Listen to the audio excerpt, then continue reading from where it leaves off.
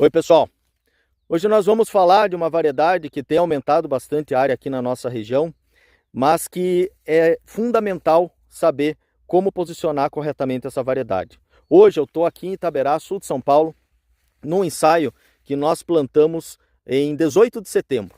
Então é um ensaio simulando aquela condição onde se planta soja para fazer uma safrinha normalmente de milho ou de sorgo na sequência. Estamos no ano que atrasou essa safra em função do clima. A soja está mais atrasada do que o normal. E nós vamos falar da Brasmax Titanium, que nós plantamos aqui nesse ensaio, nessa realidade, tá? Mas aqui não é o lugar dela. Tá? Então esse é um ponto bastante importante para a gente observar. Tá? Não é que está ruim, né? O clima não tem sido tão ruim, né? Pensando de modo geral, tem chovido relativamente bem, só nas últimas semanas que está faltando um pouco de chuva, mas o clima tem sido favorável em termos de temperatura de chuvas, mas o aspecto em geral não é com o potencial que a gente está acostumado de perceber na Titanium. E é bem perceptível quando a gente pega variedades que estão ao lado dela, a questão de ciclo, tá? Então o ciclo dela é um 5.6, 5.7, mas bastante variável. Essa é uma questão que nós falamos desde o primeiro ano que estávamos avaliando essa cultivar. O ciclo varia muito dependendo da época de semeadura.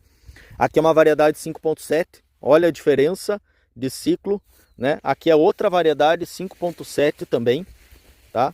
Olha a diferença de porte, de arquitetura, de ciclo dessas duas variedades em relação a Titanium. E tenho certeza, se fosse plantando elas em outubro, essas três variedades elas estariam com um porte muito parecido, com um ciclo muito parecido.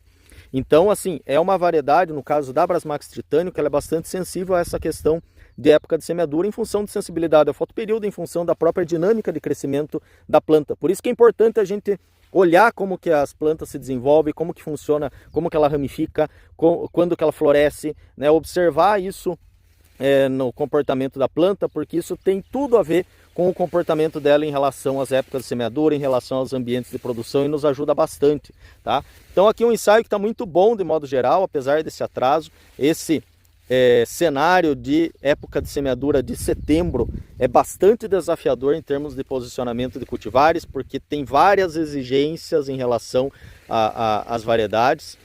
Tem muitas variedades entrando no mercado aí nesse que tem potencial para ser utilizadas nesse cenário de época de semeadura de setembro, mas é fundamental que a gente conheça os materiais e entenda como que elas se desenvolvem nesse tipo de situação.